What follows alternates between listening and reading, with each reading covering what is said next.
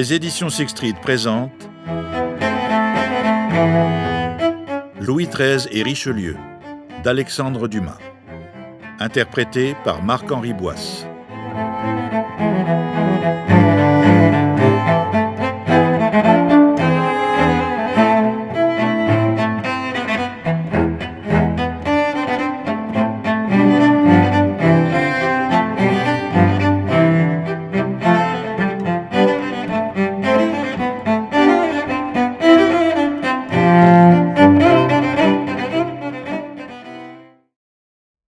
Nous avons dit dans notre étude sur Henri IV comment le dauphin Louis, qui fut depuis le roi Louis XIII, naquit à Fontainebleau 9 mois et 18 jours après le mariage de Marie de Médicis, le jeudi 27 septembre 1601, et comment, étant né sous le signe de la Balance, il fut nommé Louis le Juste.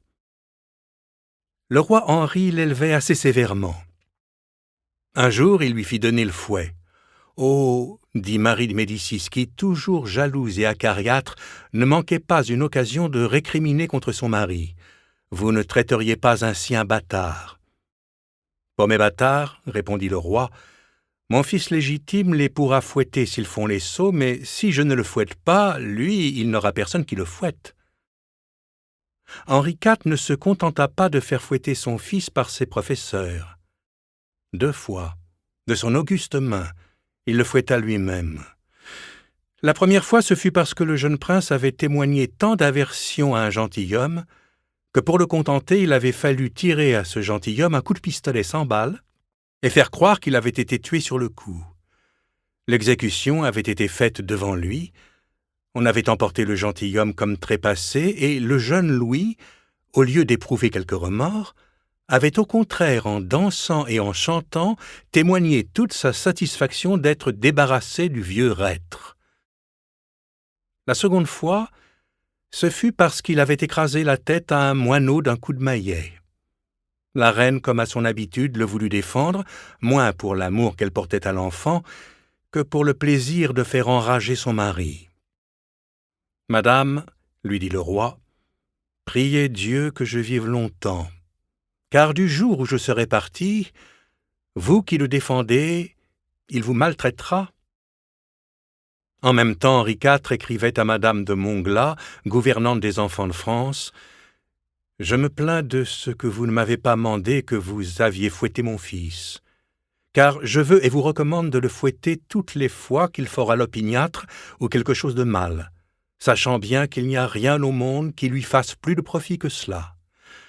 Ce que je reconnais par expérience m'avoir fort profité, car, étant de son âge, j'ai été fort fouetté. » Cependant, la reine, qui se révoltait contre le roi quand c'était le roi qui faisait fouetter son fils, était bien forcée elle-même de lui appliquer la même punition. Témoin ce fragment d'une lettre de Malherbe. « Vendredi dernier, monsieur le dauphin, jouant aux échecs avec la luzerne, qui est un de ses enfants d'honneur, la luzerne lui donna échecs et mat. Monsieur le dauphin en fut si fort piqué qu'il lui jeta les échecs à la tête. La reine le sut, qui le fit fouetter par monsieur de Souvray, et lui recommanda de le nourrir à être plus gracieux. » Comme on le voit par les échantillons que nous venons de donner de son humeur, le jeune prince n'était point gracieux. Il avait 9 ans lors de la mort du roi son père, et ayant vu le corps tout sanglant de Henri IV, il fut si effrayé de ce spectacle que la nuit, il fit les songes les plus effrayants et que, rêvant qu'on voulait l'assassiner lui-même, il fallut le transporter dans le lit de la reine. Louis XIII tenait de Henri IV sur ce point. Il n'était pas naturellement brave. Seulement, chez Henri IV, vigoureuse et royale nature, la volonté corrigeait le défaut, tandis qu'il n'en était point de même chez son fils. Au reste, pour revenir au fouet, à la cruauté et au peu de vaillance du jeune roi, nous allons par un détour dire tout de suite 2 mots de son frère, M. Gaston Jean-Baptiste de France, duc d'Orléans, né le 24 avril 1608, et ayant par conséquent 7 ans de moins que lui. C'était un charmant enfant, comme visage du moins, et 40 ans plus tard qu'à l'époque où nous sommes en 1613 ou 1614, il disait, en voyant M. d'Anjou, frère de Louis XIV, le plus joli enfant qui se pût voir, Ne vous étonnez de rien, j'étais aussi beau que cela. » À l'instar de son frère qui avait voulu que l'on tuât un gentilhomme qui lui déplaisait, il en fit jeter dans le canal de Fontainebleau un qui ne lui portait point assez de respect. Quoique le roi Henri, le sévère justicier de ses enfants, fût déjà mort, la chose fit grand bruit, et la reine-mère exigea que le prince demandât pardon, ce à quoi l'enfant royal se refusa obstinément, quoiqu'on lui citât l'exemple de Charles IX qui, emporté par l'ardeur de la chasse, ayant donné un jour un coup de houssine à un gentilhomme qui se trouvait sur son passage, dit sur les observations qu'on lui fit « Au fait, je ne suis qu'un gentilhomme moi-même », et lui présenta ses excuses, ce qui n'empêcha point que le gentilhomme frappé ne voulut jamais reparaître à la cour. Or, le duc d'Orléans y mettait encore plus d'entêtement que Charles IX, ne voulant point se résoudre à faire satisfaction à celui qu'il avait voulu noyer quand la reine ordonna de le fouetter rudement. Cet ordre le décida et le gentilhomme eut satisfaction. M. d'Orléans se plaignait fort dans sa jeunesse de ses deux gouverneurs qui étaient, disait-il, le premier un Turc, le second un Corse. Les deux gouvernements s'appelaient l'un M. de Brive, l'autre M. d'Ornano. En effet, M. de Brive était demeuré si longtemps à Constantinople qu'il en était à peu près devenu mahométan, et le maréchal d'Ornano, d'origine corse, était petit-fils du célèbre San Pietro d'Ornano, lequel tua à Marseille sa femme, Vanina. Ce maréchal, qui mourut empoisonné à Vincennes en 1626, avait une singulière manie. On ne lui eût pas fait pour tout au monde toucher une femme qui s'appelait Marie, tant il avait de respect pour le nom de la Vierge. Des différentes sciences que Gaston d'Orléans étudia, celle à laquelle il donna la préférence fut la botanique. Il savait par cœur tous les noms des plantes. C'est Albert Brunier, son médecin, qui lui servait de professeur. Un jour, au milieu de la leçon, le royal élève l'interrompit pour lui raconter on ne sait quelle bévue qu'il avait faite. « Monseigneur, dit le professeur, les alisiers font les alises et les sottisiers font les sottises. » Jeune, M. Gaston d'Orléans était fort coureur de rue, grand casseur de carreaux, et plus d'une fois, en brûlant de sa main quelques baraques de savetier, il fut cause que tout un quartier de Paris fut réveillé par le cri « Au feu !» Il était fort capricieux dans sa miséricorde comme dans sa cruauté. Nous avons dit qu'il avait fait jeter à l'eau un gentilhomme qui, prétendait-il, ne lui avait point porté assez de respect. Voilà pour la cruauté.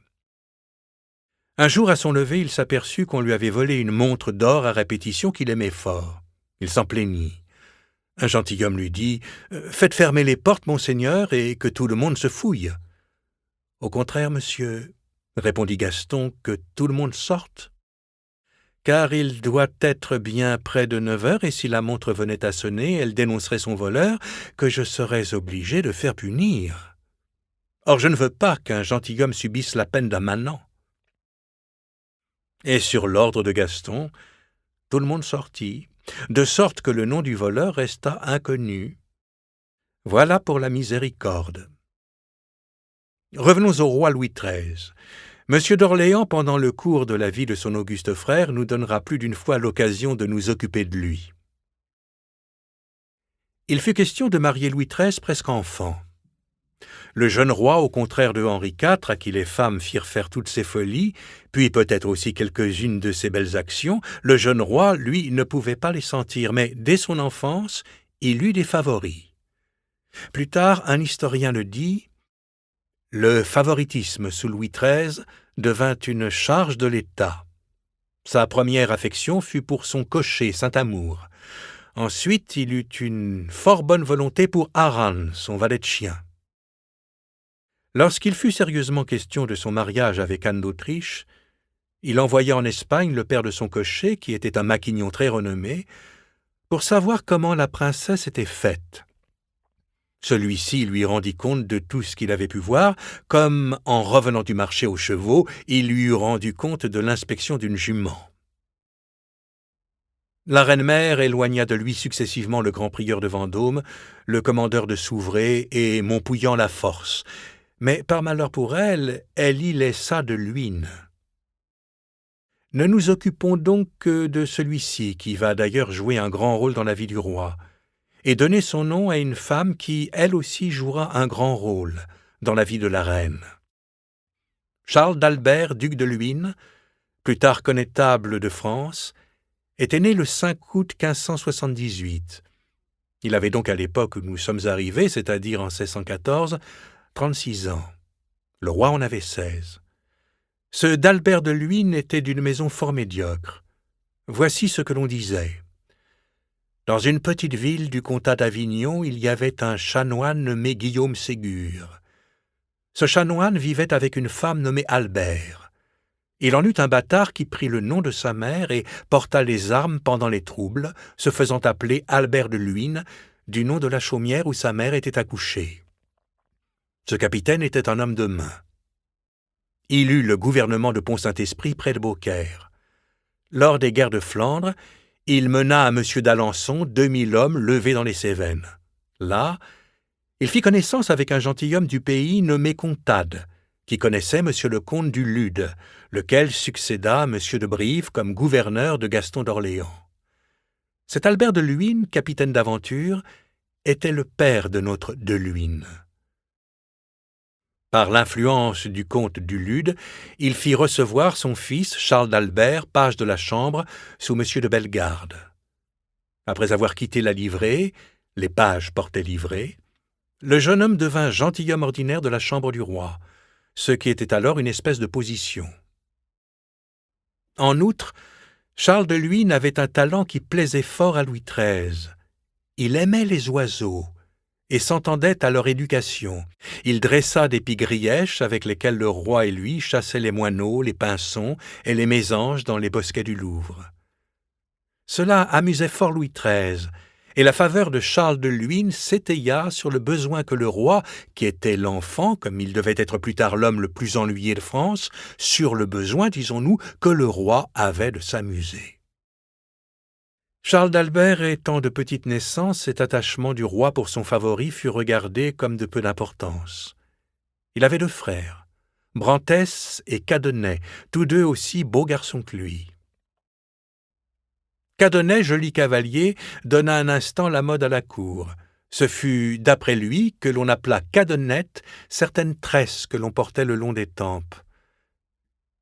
L'union, car rien ne put jamais les désunir, servit grandement à leur fortune politique. Ils avaient fini par s'emparer de l'esprit du roi, à ce point qu'on fit sur eux une chanson. On les comparait à Cerbère gardant Pluton.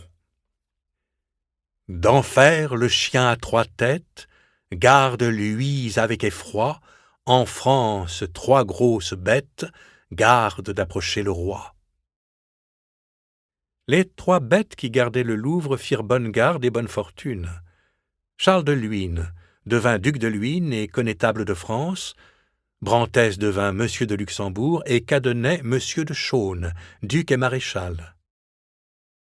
Nous avons dit que celui que le roi voyait avec le plus de plaisir après les 3 frères, c'était Nogent-Bautru, capitaine de la Porte. Il ne faut pas confondre ce Nogent-Bautru avec son frère Guillaume Bautru, comte de Serran, conseiller d'État, membre de l'Académie française et chancelier de Gaston d'Orléans, frère du roi. Nous allons au reste dire quelques mots de tous 2. Commençons par le Bautru de l'Académie. Nous reviendrons à Louis XIII par l'autre Bautru. Guillaume de Bautru, qui s'appelait aussi Nogent comme son frère, était d'une bonne famille d'Angers. Il avait épousé la fille d'un maître des comptes nommé Le Bigot, sieur de Gastines, laquelle s'obstina à se faire appeler Nogent et non Bautru, ne voulant pas que la reine-mère Marie de Médicis, qui prononçait à l'italienne, l'appelât Madame de Beautrou. Cette femme ne sortait jamais de chez elle et était citée en exemple aux meilleures ménagères. Bautru, qui ne croyait pas à la vertu absolue des femmes, pensa qu'il y avait quelque diablerie cachée là-dessous, et la guetta tant et si bien qu'un beau soir, il la surprit avec son valet. Monsieur de Bautru n'était pas accommodant sur le chapitre des infidélités conjugales. Il commença par mettre sa femme à la porte, l'invitant à aller où elle voudrait, mais à ne pas revenir chez lui. Puis la femme partit, il prit le valet, le fit déshabiller, attacher tout de son long sur une table, et, en punition du crime, lui fit tomber goutte à goutte sur la partie du corps dont il croyait avoir le plus à se plaindre tout un bâton de cire d'Espagne. Tallemant des Réaux dit que le pauvre diable en mourut. Mais Ménage, dans son édition de 1715, que nous avons sous les yeux, dit, lui, qu'il n'en mourut pas. Il ajoute que Bautru fit condamner l'homme à être pendu, mais que sur l'appel du valet et sur son observation que son maître s'était fait justice lui-même, il ne fut condamné qu'aux galères. La femme chassée accoucha d'un fils que Bautru ne voulut point reconnaître, et s'étant retirée à Montreuil-Belay, elle y vécut 15 ans de carottes pour épargner quelque chose à son enfant.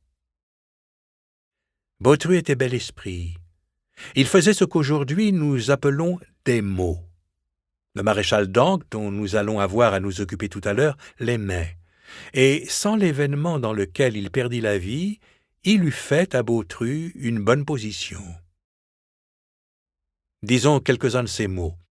Ils serviront à faire comprendre la différence de l'esprit français au XVIIe siècle avec l'esprit français au XIXe. Il était ce que l'on appela la drôlerie des ponts de C. Nous parlerons de cette drôlerie-là comme de bien d'autres. Quelqu'un dit Tallemant des Réaux, qui estimait fort M. de Guinchères, lequel avait un emploi dans cette guérette, demanda dans une discussion avec Bautru qui avait été plus hardi dans le combat que Guinchères. « Les faubourgs d'Angers », répondit Bautru, « car ils ont toujours été hors de la ville, et votre Guinchères n'en est pas sorti une minute. » Jouant au piquet à Angers avec un nommé Gousseau, qui était si sot que pour dire sot, on disait Gousseau, il oublia avec qui il jouait, et ayant fait une faute, il s'écria « Que je suis Gousseau !»« Monsieur, vous êtes un sot, » dit l'autre. « Pardieu, » répondit Bautru, « vous ne m'apprenez rien de nouveau puisque c'est cela que je voulais dire. » Bautru avait du malheur. Après avoir reçu des coups de bâton des donneurs d'étrivières de M. d'Épernon pour un bon mot dont M. d'Épernon crut avoir à se plaindre, il en reçut encore d'un certain marquis de Borbonne qui, cependant, ne passait point pour brave. Aussi en fit-il un vaudeville qui finissait par ce refrain « Borbonne ne bat personne, et cependant il me bâtonne. » Quelque temps après, Bautru alla faire une visite à la reine tenant un bâton à la main. « Auriez-vous donc la goutte, mon cher Bautru » demanda Marie. « Non, madame, » répondit Bautru. « Ne faites pas attention, majesté, » dit le prince de Guéménée. « Il porte son bâton comme Saint-Laurent porte son grille. C'est l'instrument de son martyre. » Du temps qu'il habitait la province, un juge l'importunait fort par de fréquentes visites. Un jour que cet homme lui faisait annoncer par son valet qu'il demandait à lui parler, « Dis-lui que je suis au lit, » répondit Bautru. Le valet sortit et rentra un instant après. « Monsieur, il dit qu'il attendra que vous soyez levé. » Alors, dit Bautru, qui croyait s'en débarrasser, « Dis-lui que je me trouve mal. » Il dit qu'il vous enseignera une recette. Dis-lui que je suis à l'extrémité. Et il dit qu'il veut vous dire adieu. Dis-lui que je suis mort. Et il dit qu'il veut vous jeter de l'eau bénite. Dis-lui qu'on va m'enterrer. Et il demande à porter un des coins du drap. Qu'il entre alors, dit Bautru, qui n'avait plus de prétexte à donner pour ne plus le recevoir. C'est de lui le mot que l'on prêta depuis à tort à Prion, puisque Tallemant des Réaux le citait avant que Piron fût né. Comme il passait un enterrement auquel on portait un crucifix, il ôta son feutre. « Ah, lui dit-on, vous êtes donc raccommodé, le bon Dieu et vous ?»« Cosy, cosy, » répondit Bautru. « Nous nous saluons, mais nous ne nous parlons pas. » Nous aurions dû établir avant de citer ce mot que Bautru était un véritable hérétique. Il disait que Rome était une chimère apostolique. Et comme dans une promotion de cardinaux que fit le pape Urbain et qui se composait tout entière de gens de petite condition, il lisait les 10 noms des élus. « Mais, dit-on, on m'avait assuré qu'ils étaient 10 et je n'en vois que 9. »« Bon, et Facchinetti, vous l'oubliez ?» lui dit quelqu'un. « Excusez, répondit Bautru. Comme il vient le dernier, j'avais cru que c'était le titre des 9 autres, faquin. »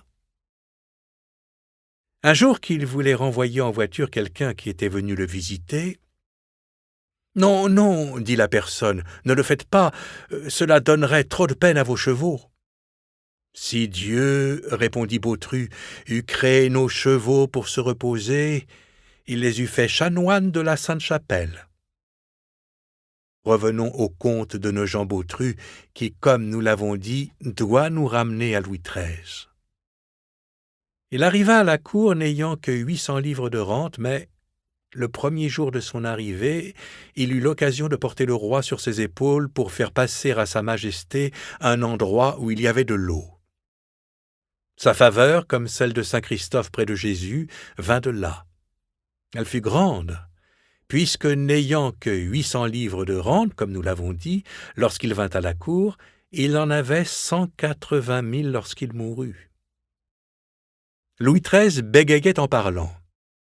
Un jour arriva à la cour M. d'Alarmont, qui bégayait encore plus que le roi.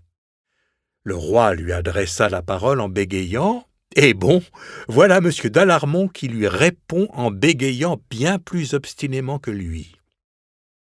On eut toutes les peines du monde à faire comprendre au roi que ce gentilhomme bégayait naturellement. Aussi le duc de Richelieu, qui craignait que l'on appelât Louis XIII Louis le Bègue, avait-il ordonné à tout le monde de l'appeler Louis le Juste. Le jour même qu'il avait renouvelé cette recommandation, comme Nogent jouait à la paume avec le roi, « À vous, sire » cria ce dernier en lui envoyant la balle. Mais le roi la manqua. « Ah, pardieu, dit Nogent, voilà un beau Louis le Juste. » Le roi, qui était de bonne humeur ce jour-là, ne se fâcha point. En effet, Nogent, à ce qu'il paraît, était à la cour traité à peu près en bouffon. Car un jour, au dîner du roi, l'Angélie lui dit « Couvrons-nous, monsieur de Bautru, pour nous autres fous, cela est sans conséquence. » Bautru, l'académicien, disait de lui « Mon frère est le Plutarque des laquais. » Voilà donc quels étaient les deux favoris de Louis XIII lorsqu'il résolut d'accomplir son premier acte de royauté en faisant assassiner le maréchal d'Ancre. Le maréchal d'Ancre était florentin et se nommait Concini. Il n'était point de si mauvaise famille qu'on l'a dit dans les pamphlets du temps. Son grand-père était secrétaire d'État de Côme Ier, grand-duc de Florence. Il pouvait, dans cette place, avoir gagné 5 ou 6 000 écus de rente, mais il avait beaucoup d'enfants. L'aîné de ses fils fut le père du Concini qui vint en France.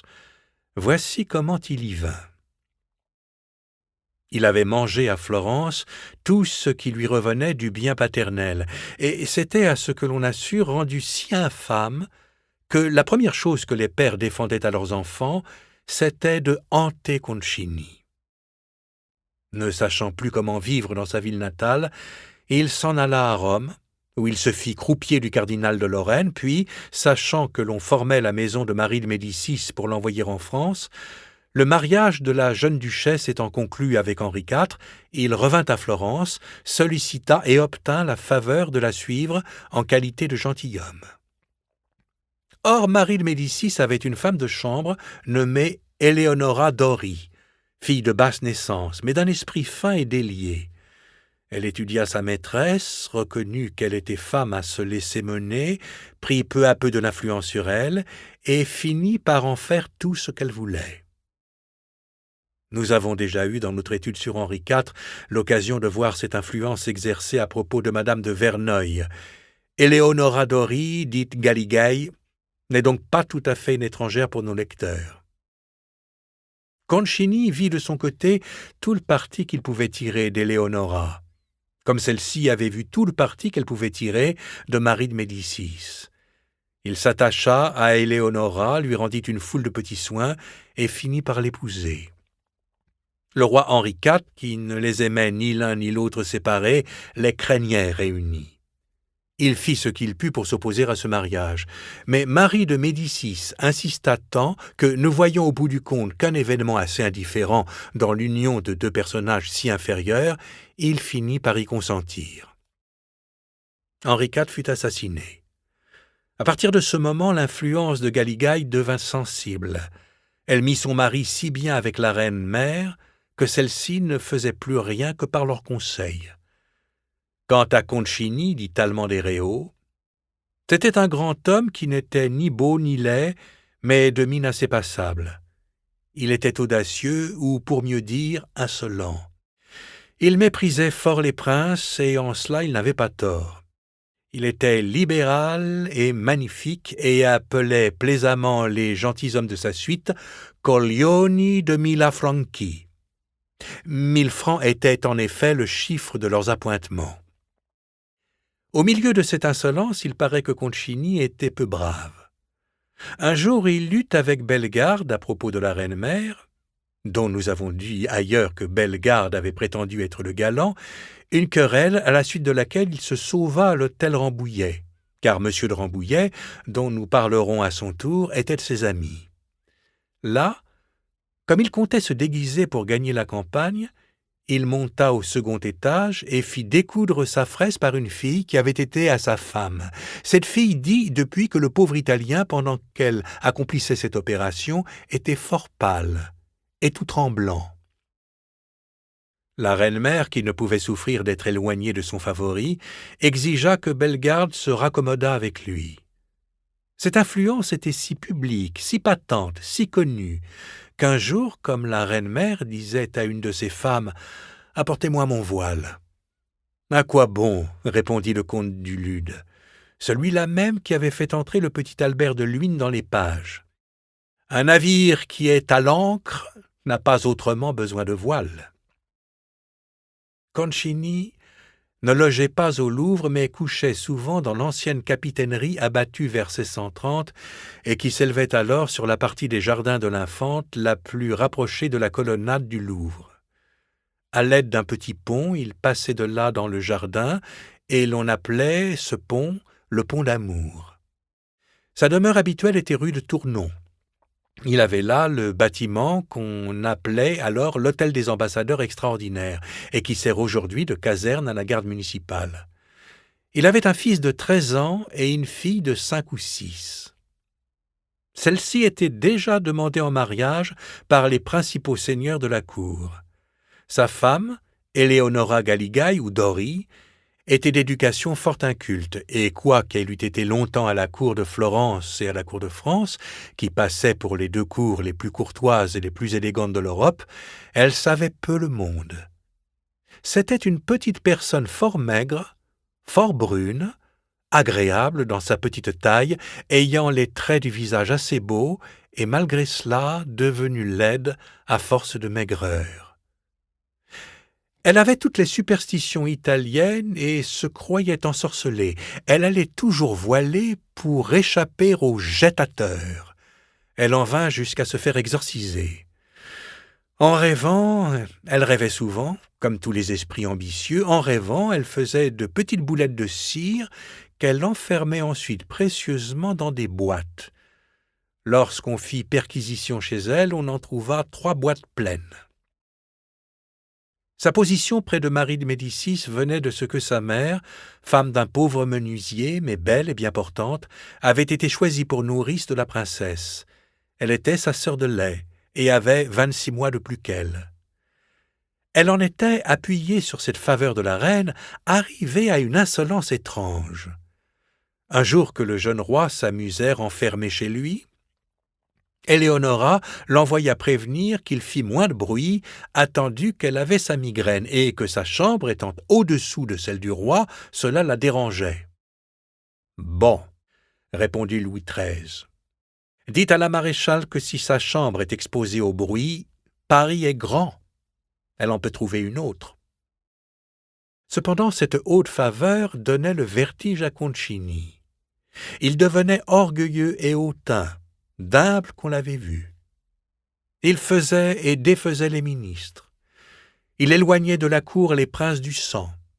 Il avait levé à ses frais un corps de 7000 hommes pour maintenir l'autorité du roi, ou plutôt la sienne.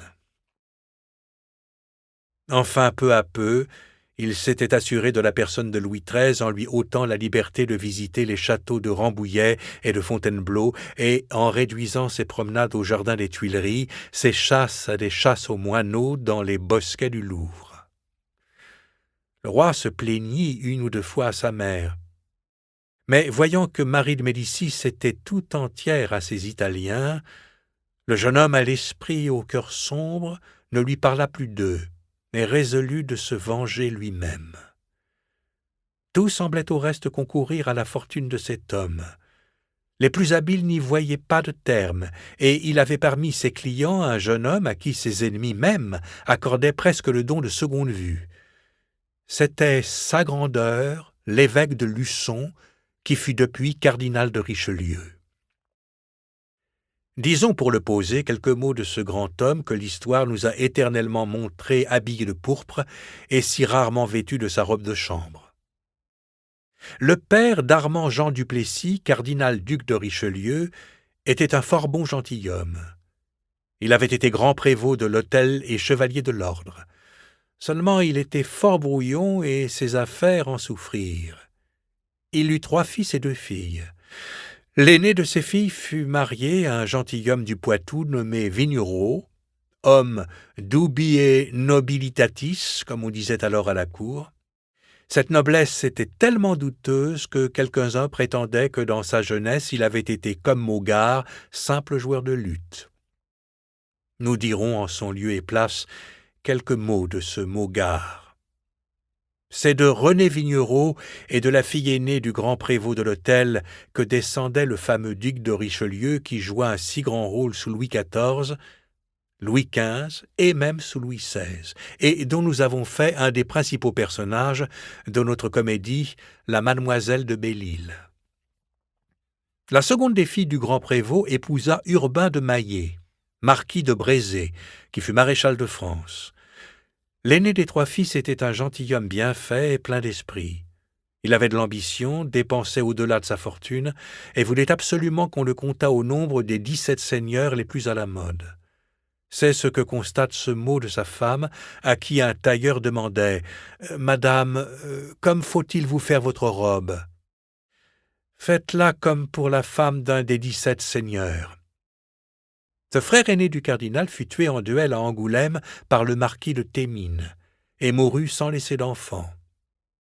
Le père avait fait donner l'évêché de Luçon à son second fils, mais celui-ci ne voulait, disait-il, être autre chose que simple chartreux. L'évêché de Luçon passa au 3e. Ce 3e, nous l'avons dit, fut depuis le grand cardinal-duc. Étant en Sorbonne et fort jeune encore, l'enfant qui pressentait sa fortune dédia ses thèses à Henri IV, et dans sa lettre d'envoi au roi, lui promit de lui rendre de grands services s'il était jamais employé. En 1607, il alla à Rome et s'y fit sacrer évêque par Paul V. « Avez-vous l'âge » lui demande le pape. « Oui, Saint-Père » répondit celui-ci. Le pape le sacra. Puis, après le sacre, le jeune homme demanda à être entendu en confession. « Qu'avez-vous à me dire » demande le pape. « J'ai à vous dire, Saint-Père, répondit l'évêque nouvellement sacré, que je n'avais pas l'âge et que je vous ai menti. » « Pourquoi cela ?»« J'avais hâte d'être évêque. »« Questo giovine sarà un gran furbo » s'écria le pape. « Ce jeune homme sera un grand fourbe. » Mais le grand fourbe était sacré. C'était tout ce qu'il voulait. De retour à Paris, Monsieur l'évêque de Luçon allait beaucoup chez un avocat nommé le Boutellier, qui avait des relations avec Barbin, l'homme d'affaires de la reine-mère. Ce fut par cette voie qu'il arriva jusqu'à Galigaï, qu'il employa de petites négociations dont il s'acquitta si habilement qu'elle le présenta à la reine, laquelle, sur la recommandation de sa favorite, le nomma en 1616 secrétaire d'État. Richelieu avait alors 28 ans. Le 23 avril 1617, l'évêque de Luçon étant au lit et sur le point de s'endormir, Le doyen de Luçon entra dans sa chambre et lui remit un paquet de lettres. Une de ces lettres, disait le doyen, qui du reste ne savait pas laquelle, une de ces lettres contenait, à ce qu'avait assuré le messager, une nouvelle des plus importantes.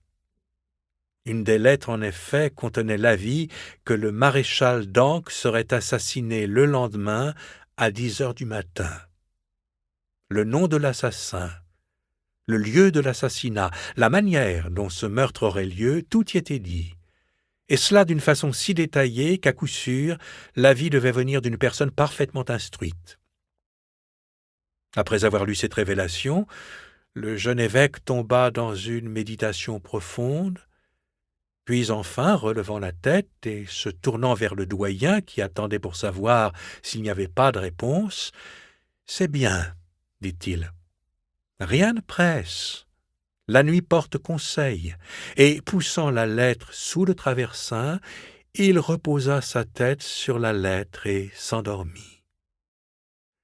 Le lendemain, il ne sortit de sa chambre qu'à 11 heures. Voyons ce qui s'était passé pendant cette nuit qui devait porter conseil et pendant la matinée qui l'avait suivie. Le samedi 22 avril 1617, à 10 heures du matin, le roi entra avec son favori, Albert de Luynes, chez la reine-mère pour la saluer à son lever. En entrant, il marcha sur la patte d'un chien que Marie de Médicis aimait beaucoup. Le chien se retourna et mordit le roi à la jambe. Le jeune prince, emporté par la douleur, lui donna un coup de pied, le chien s'enfuit en hurlant. La reine, sans s'inquiéter de la blessure de son fils, serra son chien contre sa poitrine et se mit à baiser et à plaindre l'animal. Le roi, blessé au cœur de cette preuve d'indifférence, prit de Luynes par le bras et l'entraînant à travers les antichambres. « As-tu vu, Albert ?» dit-il. « Elle aime mieux son chien que son moi. » Alors, en descendant les escaliers, « Ce sont ces d'Ancre, dit-il, qui la prennent tout entière pour eux, et qui n'en laissent rien aux autres. » Puis, entre ses dents, « Quelqu'un ne me débarrassera-t-il pas, murmura le roi, de ces brigands d'Italiens ?»« Venez dans les jardins, sire, lui dit de Luynes, et nous causerons de cela. » Alors, les deux jeunes gens prirent leur pie-grièche, comme pour chasser au vol, et s'asseyant dans le coin le plus écarté du bosquet, ils revinrent sur cette question tant de fois débattue de se débarrasser du favori. Concini était à la fois insupportable aux petits et aux grands, aux gens du peuple et aux seigneurs. Un an auparavant, le maréchal avait fait une chose bien hardie pour un si petit compagnon que lui. Un jour que le prince de Condé, celui-là même dont la femme avait fait faire tant de folie à Henri IV, un jour que le prince de Condé donnait un grand festin, Concini vint le visiter avec 30 gentilshommes et, sous prétexte d'entretenir monsieur le prince d'une affaire pressante, il resta 10 minutes morguant le prince et ses convives. Le lendemain, le prince fit dire au maréchal que l'exaspération contre lui était si grande qu'il ne répondait point de sa vie, s'il ne se retirait à l'instant même dans son gouvernement de Normandie. Le maréchal sentit que le conseil était bon et parti. Mais la colère du peuple contre lui était bien autre chose que la colère des grands. Un soir, le maréchal voulut passer la porte Bussy après l'heure où on la devait ouvrir. Un cordonnier nommé Picard, qui commandait à cette porte, lui refusa le passage. Le maréchal ordonna à 2 laquais d'aller bâtonner le cordonnier chez lui. Mais au premier cri du cordonnier, le peuple accourut et pendit les 2 laquais devant la boutique. L'exaspération contre cet étranger fut bientôt à son comble. Le maréchal n'osait plus traverser Paris sans une suite de 100 chevaux. Un jour, un premier orage, précurseur d'un second plus terrible, s'amassa sur sa tête et creva. Il se fit un rassemblement devant l'hôtel du maréchal. Quelques mutins commencèrent par jeter des pierres dans les fenêtres, puis ils prirent des charpentes devant le Luxembourg que l'on bâtissait alors, et avec ces charpentes, faisant le bélier, enfoncèrent la porte du maréchal. Alors on fit irruption dans l'hôtel. où l'on trouva pour plus de 200 000 francs de meubles que l'on se mit à piller et à briser. Le lendemain, comme il n'y avait plus rien à piller et à briser dans l'intérieur, on commença de démolir la maison. Par bonheur, des compagnies de garde arrivèrent sous les ordres de M. de Liancourt. Les charpentes du roi étaient déjà à jour. On disait du maréchal d'Ancre qu'il gouvernait la France sans être français, qu'il était marquis sans être noble et maréchal de France sans avoir fait la guerre. Mais ce qui exaspérait petit et grand contre lui, c'étaient ses fabuleuses richesses. Quelque temps avant sa mort, il disait à Bassompierre « Nous avons pour 1 million de livres au moins de biens établis en France au marquisat d'Ancre. Nous avons Lésigny en Brie, ma maison du Faubourg et celle-ci. J'ai racheté mon patrimoine de Florence qui était engagé et j'ai en outre de cela plus de 100 000 écus placés à Florence et autant à Rome. J'ai, à part ce que nous avons perdu au pillage de notre maison, pour 1 million à peu près de vaisselle, de meubles, de pierreries et d'argent comptant. Ma femme et moi avons pour 1 million de charges, à les vendre à bas prix, celles de premier gentilhomme de la Chambre, celles d'intendant de la maison de la Reine, sans compter mes gouvernements de Normandie et en gardant mon office de maréchal de France. Enfin, j'ai 600 000 écus sur Feydeau, plus de 100 000 pistoles d'autres affaires, et dans tout cela, je ne parle pas de la bourse de ma femme qui doit être assez ronde. Ne trouvez-vous pas, monsieur, qu'il y a là de quoi nous contenter? Oui, certes, devait penser Bassompierre, qui était noble comme le roi, mais gueux comme un rat. On avait donc, ainsi que je l'ai dit, déjà plusieurs projets pour se débarrasser de cet homme. Un de ces projets avait été médité par les seigneurs, qui se trouvaient chez le prince de Condé, quand, lors du dîner donné à Milord Hay, le maréchal y était venu. Un autre avait été conçu parmi les familiers du roi. Sous prétexte d'une chasse à Saint-Germain, le roi devait monter à cheval, sortir de Paris et s'enfuir à Amboise, dont De Luynes avait le gouvernement. Là, les seigneurs le rejoindraient, mais le dessein demeura vain et inutile, le roi, après y avoir donné la main, l'ayant abandonné. Enfin, Louis XIII s'était arrêté à une dernière pensée qui était de faire prendre le maréchal dans sa chambre par Nogent-Bautru, capitaine des gardes, de le faire conduire à la Bastille et de déférer le procès au Parlement. Mais on démontra au roi que la reine-mère ne laisserait pas faire le procès de son favori et qu'il était horriblement dangereux de commencer une telle entreprise sans être sûr de la mener à bien. Que faisaient les deux jeunes gens assis dans le coin le plus reculé du jardin du Louvre, tandis qu'une pie grièche à 3 pas d'eux rongeait la cervelle d'un moineau qu'elle venait de prendre? Ils cherchaient un 4e moyen de se débarrasser du maréchal. « Eh bien ?» demanda le roi de Luynes après un moment de silence. « Eh bien, je crois avoir trouvé, » répondit celui-ci. « Mais il faut que votre majesté veuille. »« Je veux, » dit le roi. « Fermement, fermement. » Et la physionomie du jeune prince prit une expression à laquelle il n'y avait point à se tromper. « Alors, dit De Luynes, voici ce qu'il faut faire. » Et approchant sa bouche de l'oreille du roi, il lui proposa le nouveau plan qu'il venait de trouver. Le roi l'approuvait, car de temps en temps il faisait avec la tête un signe d'assentiment. Puis, tous deux se levant, le roi rentra dans son cabinet des armes et De Luynes alla frapper à la porte de Dubuisson qui avait la charge des oiseaux du roi. Un quart d'heure après, De Luynes entra chez le roi. Louis XIII, sans parler, interrogea des yeux son favori. « Tout va bien, » dit celui-ci. « Il accepte. » « Et quand la chose aura-t-elle lieu? »« Demain. »« Demain? C'est dimanche. Oh, mais sire, Dieu nous pardonnera de travailler le dimanche, vu l'urgence. » Voici ce qui avait été décidé, et par quel travail on devait enfreindre les commandements de l'Église. Le lendemain, on attirerait le maréchal d'Ancre dans le cabinet des armes du roi. Là, on lui donnerait à examiner la carte de Soissons. Soissons était alors le théâtre de la guerre civile. Le roi trouverait un prétexte pour l'éloigner et, en son absence, on dépêcherait le maréchal. Le baron de Vitry, capitaine des gardes du corps, avait été choisi pour faire le coup, et le bâton du maréchal d'Ancre serait sa récompense. On lui en avait fait faire la proposition par Dubuisson, et Vitry avait accepté.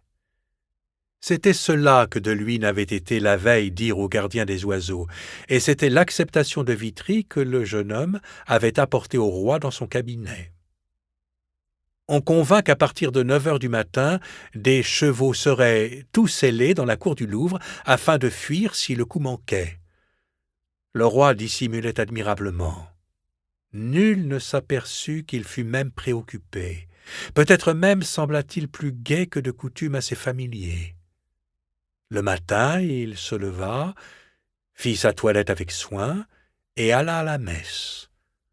On en était à l'élévation quand de Luynes entra dans la chapelle, s'approcha du roi et lui dit tout bas « Le maréchal est entré au Louvre et s'est rendu tout droit chez la reine-mère. » Ces mots, reine et mère, firent paraître une légère émotion sur le visage de Louis XIII. Il tenait son livre ouvert et paraissait y lire avec la plus grande attention, laissant de Luynes sans réponse. Alors de Luynes répéta « Le maréchal est entré au Louvre et est chez la reine-mère. »« Que vous plaît-il d'ordonner, sire ? Voici les choses en état. »« Je ne veux pas qu'on entreprenne rien dans la chambre de ma mère, dit le roi. Mais je trouverai le maréchal au cabinet des armes, je le remettrai au baron de Vitry, et ce dernier exécutera les ordres selon ce qui a été réglé. » Et le roi entendit dévotement le reste de la messe. Puis, la messe finie, il se rendit chez la reine-mère avec l'intention d'y prendre le maréchal et de le ramener chez lui. Mais il arriva qu'à mesure que le roi montait par un degré, le maréchal descendait par l'autre et sortait du Louvre sans soupçon du péril auquel il venait d'échapper. Le roi, voyant cette occasion perdue, ne fit aucun semblant de déplaisir, ni ne témoigna aucune inquiétude. Il demanda sa viande et remit la partie au lendemain.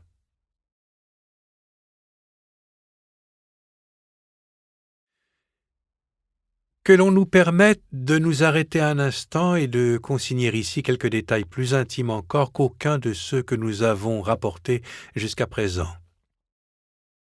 Il existe, à la Bibliothèque nationale, un manuscrit en 6 volumes, in folio, inscrit par le père Lelon sous le numéro 21448 et sous le titre de Ludovico Trophi, ou Journal de toutes les actions et de la santé de Louis, dauphin de France, qui fut ensuite le roi Louis XIII, depuis le moment de sa naissance jusqu'au 30 janvier 1625, par Jehan Héroard, premier médecin du prince.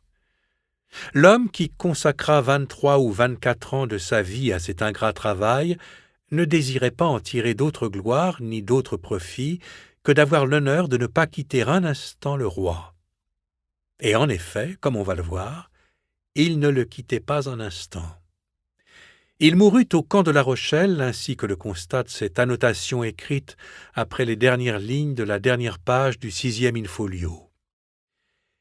Ici finit le journal de la vie active du roi Louis XIII, exactement décrite et contenant 6 volumes, dont le présent est le dernier, depuis sa naissance jusqu'à ce jour-ci, par messire Jehan Héroard, seigneur de Vaugrigneuse, qui fut saisi de maladie à Étré, au camp devant La Rochelle, samedi 29e janvier 1628, et y décéda le 8e février en suivant, au service du roi son maître, à la santé duquel il s'était entièrement dédié, âgé de 68 ans, moins curieux de richesse que de gloire, d'une incomparable affection et fidélité. Son corps repose dans l'église de Vaugrineuse.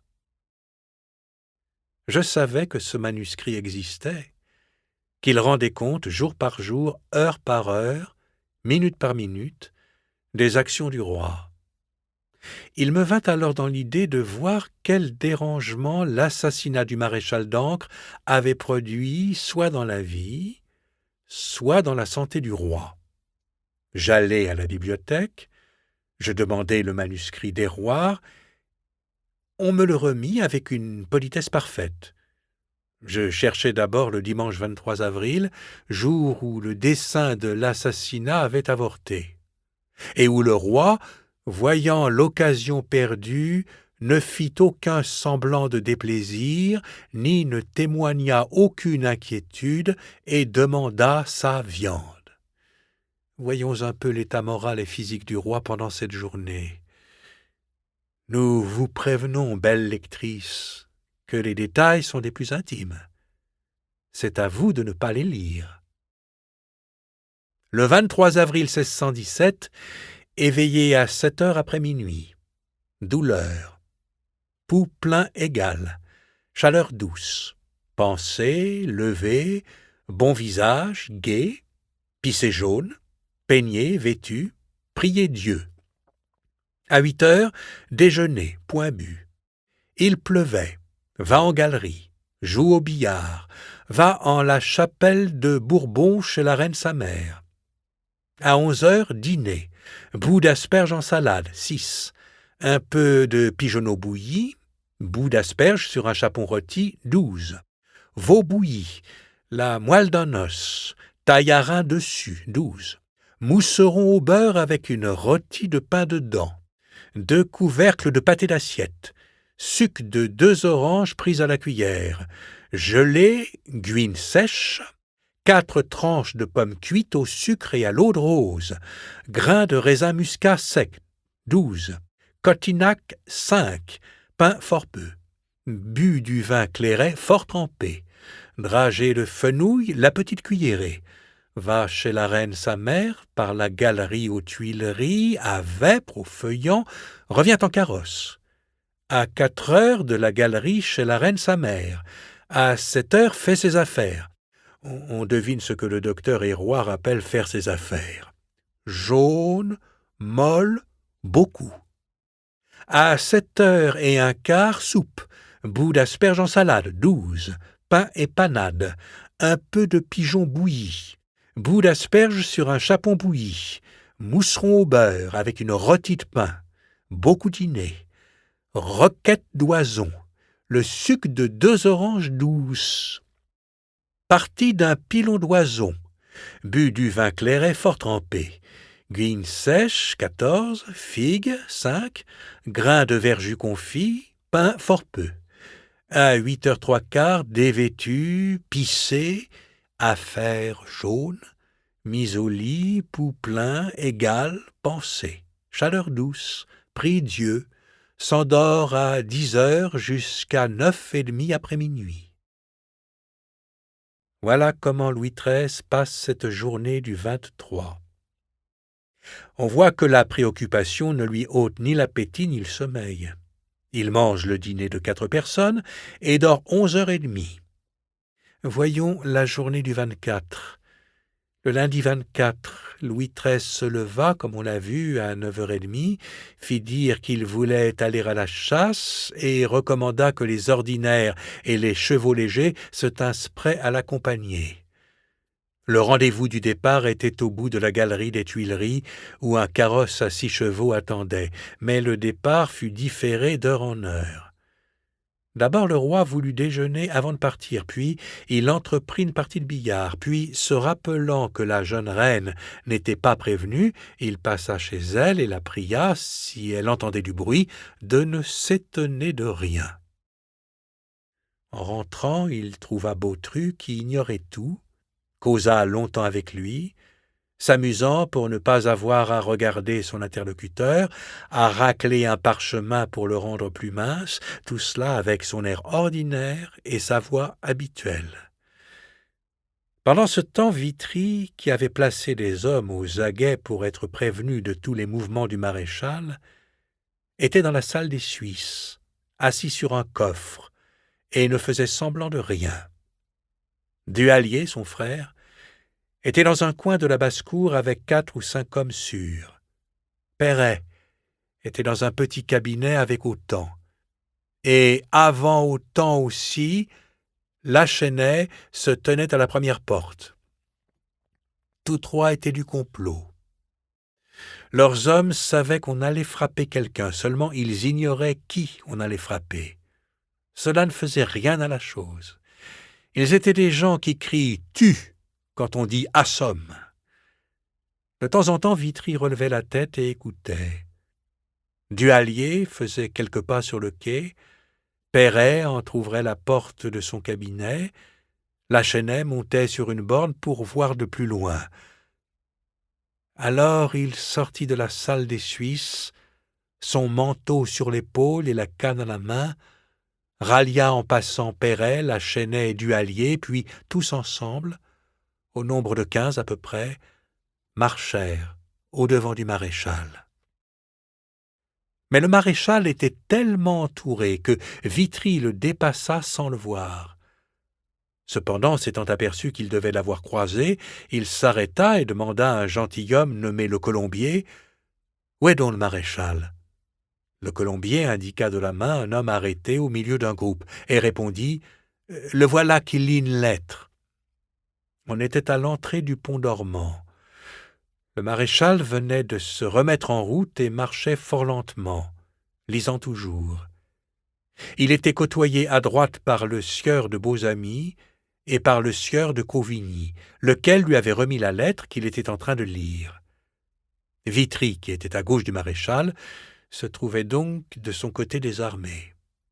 Il fit 4 pas, le rejoignit, étendit la main, lui toucha l'épaule et dit « Monsieur le maréchal, le roi m'a commandé de me saisir de votre personne. » Concini s'arrêta tout étonné, et regardant Vitry d'un air effaré, « Dis-moi » répondit-il en italien. « Oui, de vous, » fit Vitry.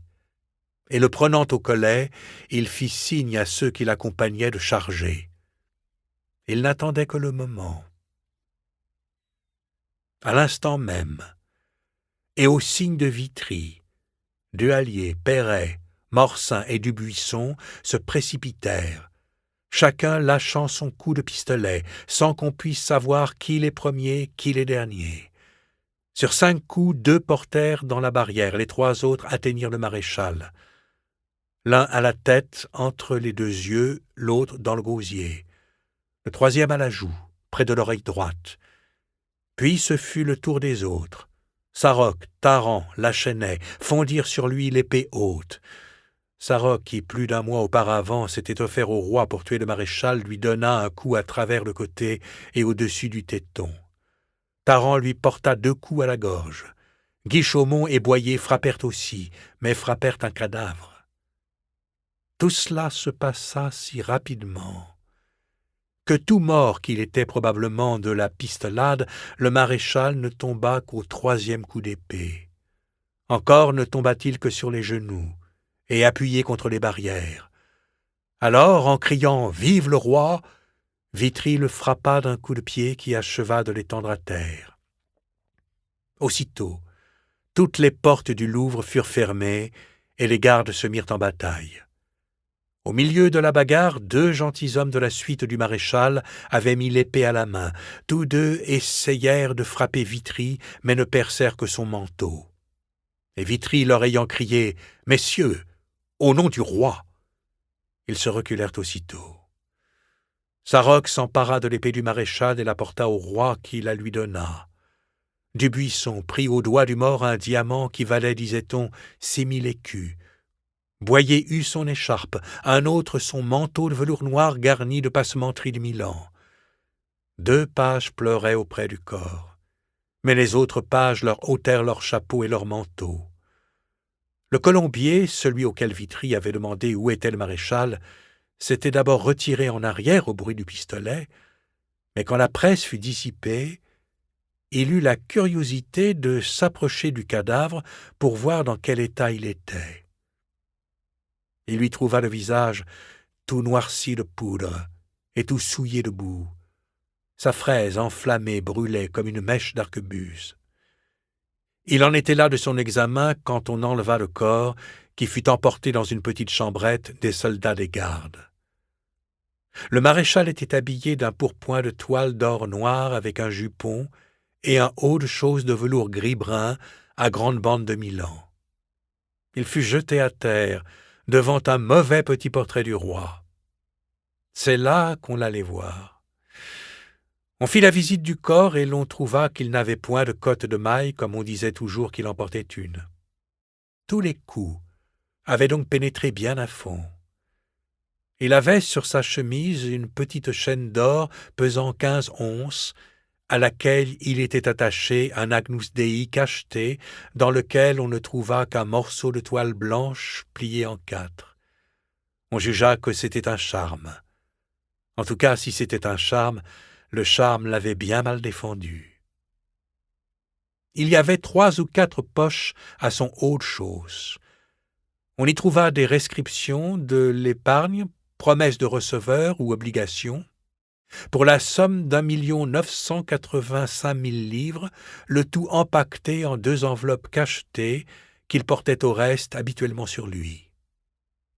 On alla acheter un drap 50 sous, et on l'attacha par les 2 bouts avec un morceau de ficelle, afin de n'avoir pas la peine de le coudre, et quand il fut fort tard, c'est-à-dire vers minuit, on l'alla, par le commandement du roi, enterrer à l'église Saint-Germain-l'Auxerrois, précisément sous les orgues, où les pierres furent si promptement et si habilement rassemblées qu'il ne paraissait point qu'on y eût touché.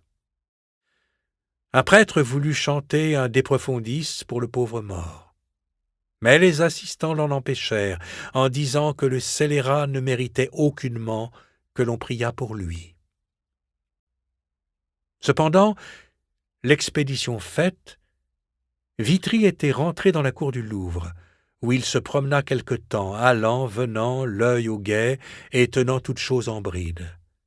À peine y était-il qu'une femme de la reine nommée la Catherine ouvrit un des châssis de la chambre de Marie de Médicis et demanda toute tremblante: « Pour l'amour du ciel, monsieur de Vitry, qu'a-t-il donc ?»« Rien, » répondit Vitry. « C'est le maréchal d'Ancre qui vient d'être tué. »« Jésus Dieu !» s'écria la femme de chambre. « Et par qui donc ?»« Par moi, » dit Vitry. « Et sur quel ordre ?»« Sur celui du roi. » La Catherine referma vivement le châssis et courut, tout éplorée, porter la nouvelle à la reine. Marie de Médicis devint d'abord très pâle. Puis, s'étant fait répéter comme si elle n'entendait pas, « J'ai régné 7 ans, dit-elle. Je n'attends plus qu'une couronne au ciel. » 11 heures sonnaient. On se rappelle qu'en ce moment, l'évêque de Luçon, prévenu la veille au soir du danger de mort que courait son bienfaiteur, se hasardait à quitter la maison du doyen de Luçon pour venir au Louvre. Le roi le rencontra dans la galerie. C'était la première personne étrangère que Louis XIII rencontra depuis que la nouvelle de la mort du maréchal lui avait été donnée. « Ah !» dit le prince, s'adressant à l'évêque, « me voici enfin délivré de votre tyrannie, monsieur de Luçon. » On voit que le roi était injuste à son égard. Voici du reste comment la nouvelle de la catastrophe était arrivée à Louis XIII. Le roi, ainsi que nous l'avons dit, était dans son cabinet des armes. Et comme il avait déjà tressailli au coup de pistolet, dont le bruit était parvenu jusqu'à lui, le colonel d'Ornano vint frapper à sa porte en disant « C'est fait, sire. » « Il est donc mort ?» demanda le roi. « Oui, sire, est bien mort. » Le roi respira, puis se tournant vers Dussault, « Ça, dit-il, que l'on me donne ma grosse Vitry. » Sa grosse Vitry était une carabine dont Vitry lui avait fait cadeau. Alors prenant son épée à la main, il sortit de son cabinet et passa dans la grande salle. Le colombier y arrivait. Il venait, comme on sait, de regarder de près le maréchal et pouvait donner des détails au roi. Louis XIII les dévora. Puis, lorsqu'il n'eut plus aucun doute que tout était fini, on ferma les portes de la salle et le roi se présenta aux fenêtres donnant sur la cour et, afin qu'il fût mieux vu, Le colonel d'Ornano le prit entre ses bras et le souleva pour le montrer à ceux qui étaient en bas avec Vitry. Tous, en apercevant Louis XIII, agitèrent leurs épées et leurs pistolets en criant « Vive le roi !»« Grand merci à vous. À cette heure, je suis roi. » Puis allant aux fenêtres donnant sur la cour des cuisines, il cria « Aux armes, compagnons! Aux armes !» À ces cris, tous les soldats des gardes se rangèrent en bon ordre par toutes les avenues et rues, et chacun, content de voir le roi sain et gaillard, le montrait à son compagnon en criant « Vive le roi !» car on venait d'entendre des coups de pistolet, et comme on ignorait contre qui ils avaient été tirés, on appréhendait que ce ne fût contre le roi. En même temps, Louis XIII disait « Loué soit Dieu ! Me voilà donc roi, que l'on m'aille quérir les vieux serviteurs du roi mon père et les anciens conseillers de mon conseil d'État. C'est par l'avis de ceux-là que je veux régner désormais. » Un des serviteurs du roi, nommé Pocard, alla quérir M. de Villeroy et M. le président Jeannin. D'autres coururent vers messieurs de Gesvres, de Loménie, de Pontchartrain, de Châteauneuf, de Pontcarré et autres anciens du conseil. Puis, en les attendant, le roi ordonna qu'on envoyât au Parlement, à la Bastille et par la ville, de peur qu'il n'y eût du désordre. Ce furent les lieutenants en ceigne et les exempts des gardes qui montèrent à cheval et qui, assistés de quelques archers, s'en allèrent par la ville en criant « Vive le roi! Le roi est roi !»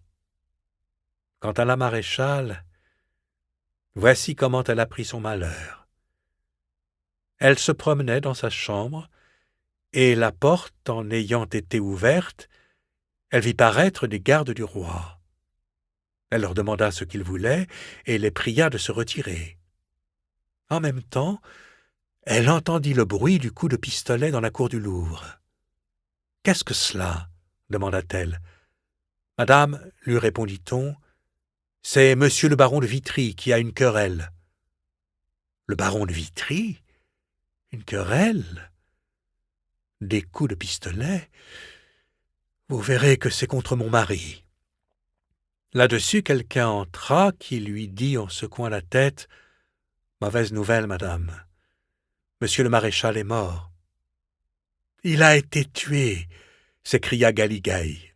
« Il est vrai, madame, et c'est Vitry qui l'a tué. »« Alors, dit-elle, le coup vient du roi. » De ce moment, elle comprit que tout était perdu, fourra ses pierreries dans la paillasse de son lit, se fit déshabiller et se coucha dessus.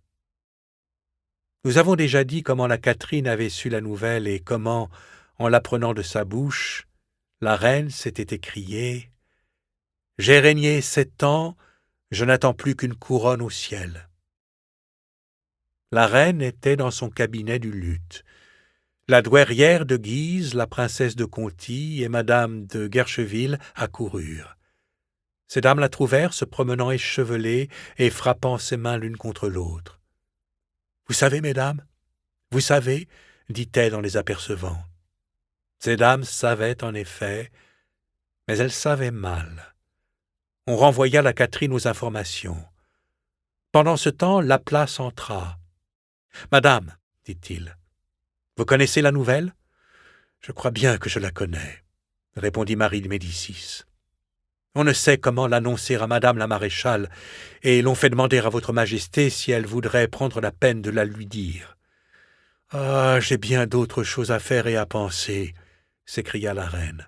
« Si l'on ne sait comment lui dire la nouvelle, qu'on la lui chante. » Laplace sortit. 10 minutes après, il rentra. On a vu comment Galigaï avait appris la catastrophe. Laplace venait de la part de la maréchale. Elle faisait demander à la reine s'il lui était agréable qu'elle la vînt voir afin qu'elles se consolassent ensemble. En tout cas, elle suppliait la reine de la protéger. « Bon, dit la reine, j'ai assez à faire de me protéger moi-même. Qu'on ne me parle plus de ces gens-là. Il y a longtemps que je leur crie qu'ils devraient être en Italie. Je l'ai dit à cet idiot de maréchal. Savez-vous ce qu'il m'a répondu? Que le roi lui faisait meilleure chère que jamais, sur quoi je lui ai dit « Ne vous y fiez pas, le roi ne dit pas toujours ce qu'il pense. » Mais cette demande de la maréchale fit venir une idée à Marie de Médicis. Elle appela Bressieux, son premier écuyer. « Allez, dit-elle, demander au roi de ma part s'il y a moyen de lui parler. » Un instant après, Bressieux rentra. « Madame, dit-il, le roi fait répondre qu'il est trop empêché à cette heure et que ce sera pour une autre fois. Seulement il prie votre majesté d'être assurée qu'il l'honorera toujours comme sa mère. Mais il dit que puisque Dieu l'a fait naître roi, il est résolu dorénavant de régner. » En ce moment, M. de Presles, capitaine des gardes de la reine, frappa à la porte du cabinet du luth. « Qu'y a-t-il encore » demanda Marie de Médicis. « Madame, dit de Presles, de la part du roi, M. de Vitry vient de désarmer mes hommes. Il dit que désormais votre majesté sera gardée par les gardes du roi. Que faut-il faire? Obéissez aux ordres du roi, monsieur de Presles. Monsieur de Bressieux, vous entendez ce que je dis? Ajouta Marie. Veillez à ce que les ordres du roi soient exécutés sans empêchement. Les gardes de la reine-mère furent donc désarmés.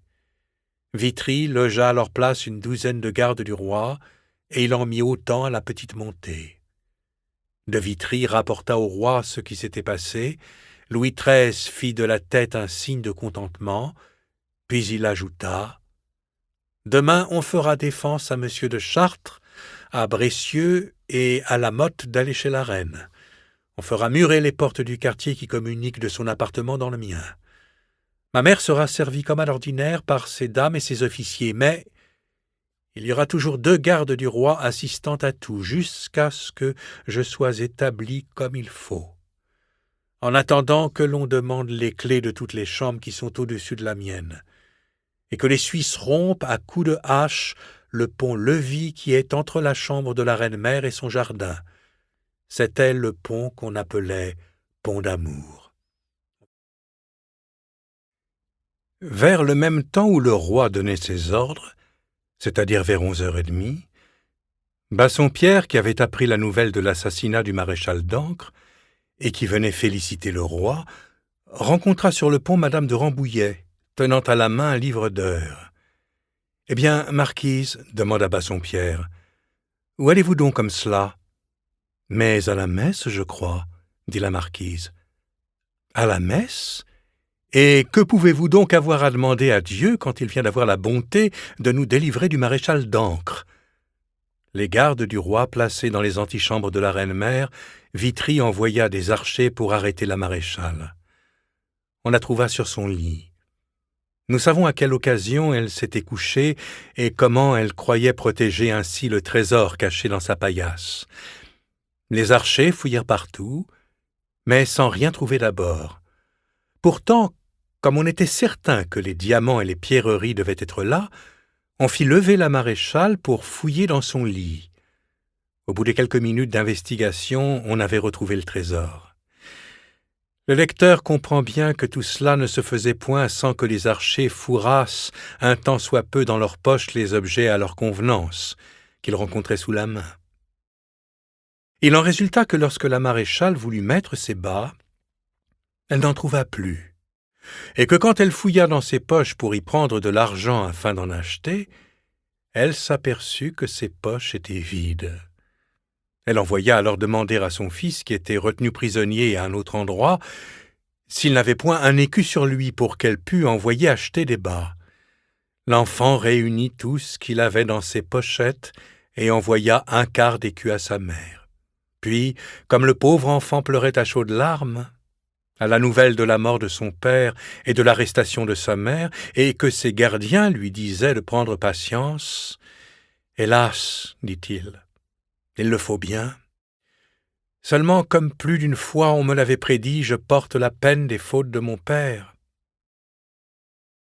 Le comte de Fiesque, qui était de la maison de cet aventureux comte de Fiesque, lequel était tombé à la mer quelques 60 ans auparavant en essayant de s'emparer du pouvoir à Gênes, avait été fort tourmenté par la maréchale d'Ancre, quoiqu'écuyer de la reine régnante. Ce qui d'ailleurs n'était pas grande recommandation, puisque la vraie reine régnante était non pas Marie de Médicis, mais Éléonora d'Ori.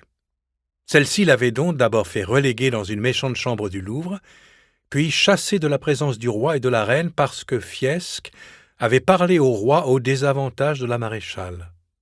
Mais lorsqu'il apprit la situation du jeune Concini, qui était renfermé dans une espèce de cabinet et si maltraité des archers, que l'enfant refusait toute nourriture, voulant, disait-il, mourir de faim, le comte de Fiesque se souvint que le pauvre petit était le filleul du roi Henri IV et alla demander à Louis XIII la permission de le prendre en garde. Puis, comme les archers avaient enlevé à leur jeune prisonnier son chapeau et son manteau, le comte lui donna le manteau et le chapeau de son laquais et l'emmena au Louvre dans sa chambre. La petite reine, ayant su qu'il était là, et ayant entendu dire que l'enfant dansait bien, l'envoya chercher, et tandis que les blessures de son père saignaient encore, et que les archers conduisaient sa mère en prison, elle exigea qu'il dansât devant elle tous les pas qu'il connaissait.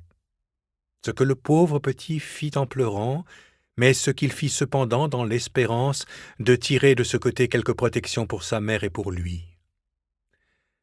Avant qu'on la conduisît en prison, la maréchale fut interrogée par messieurs Aubry et Le Bailleul, qui l'arrêtèrent dans l'antichambre et qui l'interrogèrent sur ce qu'elle pouvait avoir de bijoux et d'argent.